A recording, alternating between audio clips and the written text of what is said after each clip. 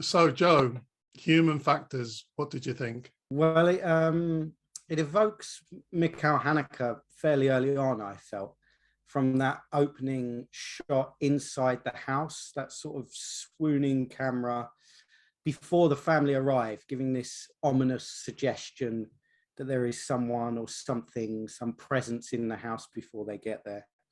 And that the sort of spectre of Haneke continues with that what might or might not be a home invasion the first time we see it, which is played in disturbingly undramatic way. Um, and so I was sort of gripped by it, and I thought it was going to be that kind of film, a sort of tense, unnerving, probably quite unpleasant attack on kind of middle-class bourgeois values. It felt occasionally in those early sequences slightly undermined by some self-consciously showy and odd shots, like for example the man rowing and the camera placed like at the small of his back in a way that was unnecessary but not provocative in any particularly interesting way, and also a moment where the woman shines the torch in his eye and it glares at the camera. And again, I started to get the feeling that its oddness was a bit of a reach, and that continued that sense, particularly with the way the father's character develops. I found his arc really is to tease out the idea or suggestion that he is at heart a coward, and I felt that to be a bit of a stretch. It felt contrived and not altogether convincing, and the bit where they're sort of momentarily sieged by whoever, and he suddenly shrieks, I'm not going to be slaughtered like this, while the wife just sort of says, okay, calm down. That sudden demonstration just seemed, I didn't quite get it, and I don't think it really, the film kind of earned it. And it was all leading, of course, to the moment where the boy says at the dinner table, I saw you hiding from the burglars outside. We know he wasn't, but there is the suggestion that he is at heart sort of fundamentally afraid and cowardly. And again, it just sort of felt a bit contrived. So couple that with the occasionally self-conscious camera work, and I wasn't altogether on board with it. Then you also have moments like in the background on the radio or on television, there's mention of stuff to do with the EU. And then on the radio, an almost silly story about some Arabic technicians who get mistaken for potential terrorists at some stadium somewhere, and loads of people are evacuated and then get hurt in the evacuation. And, you know, the satire there is really on the nose, which is not a problem in itself, but it felt like the film was aiming for a subtlety that kind of obviousness was at odds with. It reminded me a lot of a film by Dominic Mole called Only the Animals, and the comparison didn't really do it any favors, because that film was really memorable because it was just ingeniously plotted. And of course, this film's plotting revolves around this central conceit, which is the repetition of what might or might not be that home invasion. Now, I must admit, when it played through the second time, I didn't realize at first that it was looped and that we were watching it again. It took me a little while, and when I realized that's what was happening, I was quite impressed by it. I thought I didn't see that coming, and it was interesting. However, while it was playing out the second time, I got the sort of sinking feeling, oh, are they going to do it again? And yes, they do it again, and then they do it again. And that would be fine. You know, it's a good technique, and there's nothing, you know, it's not original, but there's nothing wrong with reusing a technique if it serves your purposes. But I felt like, for example, when we've shown the same sequence from the girl's point of view, it adds nothing new to our understanding of the film. So it becomes simply a technique used for the sake of it. And I was sort of lost by it. But there was a moment during her story where she is at the party, and there's that odd moment where the kid is being beaten up, but it turns out he's not being beaten up. They're kind of, you know, framing it or whatever. And the oddness of that, I couldn't work out at that moment where the whole film was not quite working, or if it was doing something I didn't entirely understand. And I'm still not sure I know either way, really. So I didn't know if there was some subtext there, some vague uneasiness that I didn't quite understand, or if it was just a bit aimless and hadn't quite pulled together in a way that was really helpful.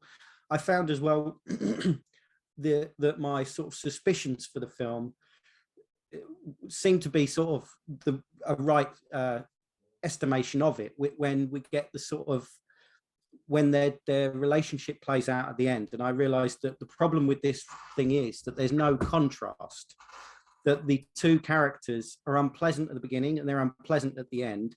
There is no nuance or contrast in their relationship, and so there's nothing at stake, and their conflict means nothing to me. And there's nothing wrong with having unlikable characters, but there needs to be something interesting in their dynamic. Otherwise, it doesn't matter what you show us. We just don't care. And that's exactly how I felt. You know, when they broke up, it didn't matter. If they got back together, I wouldn't have cared.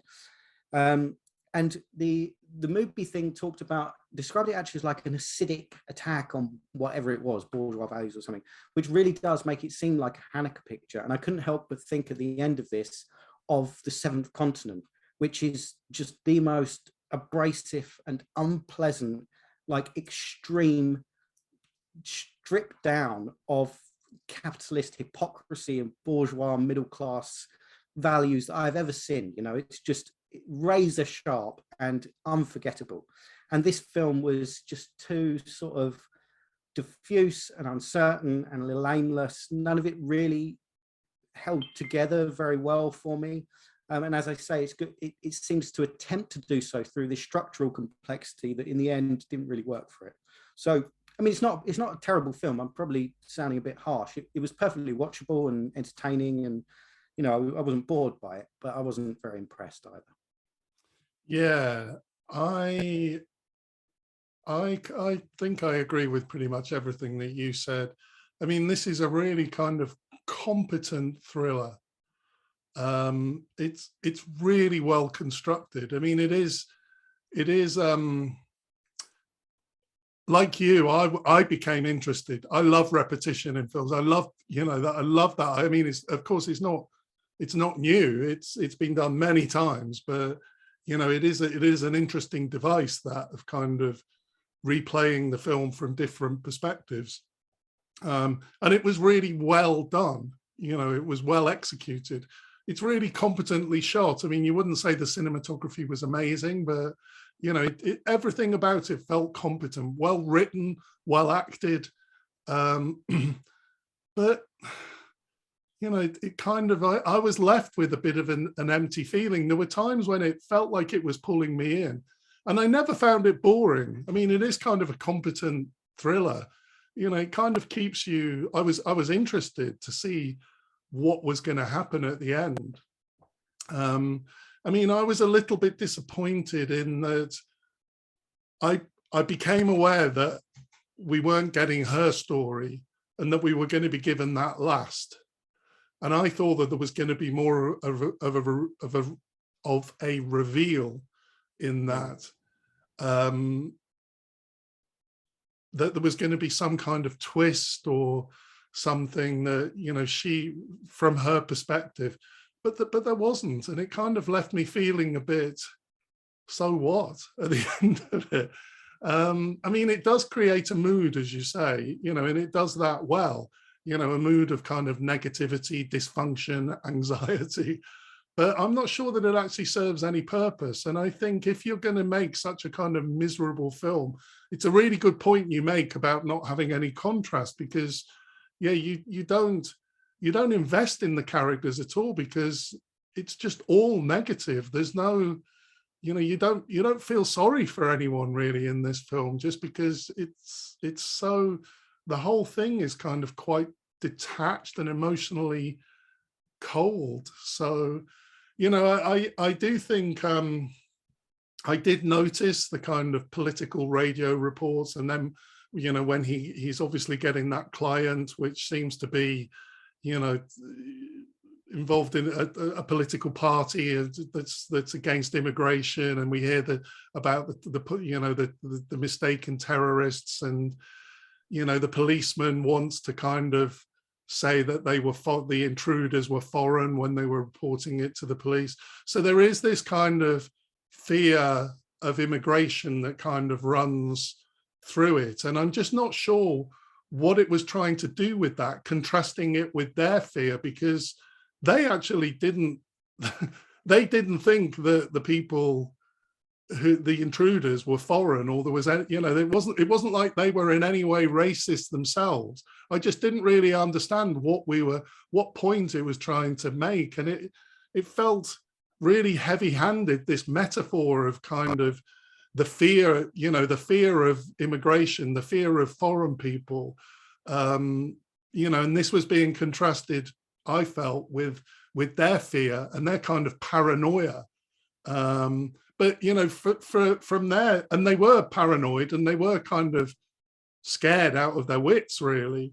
But you never felt for them it was about race. So I was really confused about that. It just didn't, I mean, I think you kind of said that as well. It just didn't really seem like it fitted. I didn't feel like it was working. And, you know, there were a few strange things, like the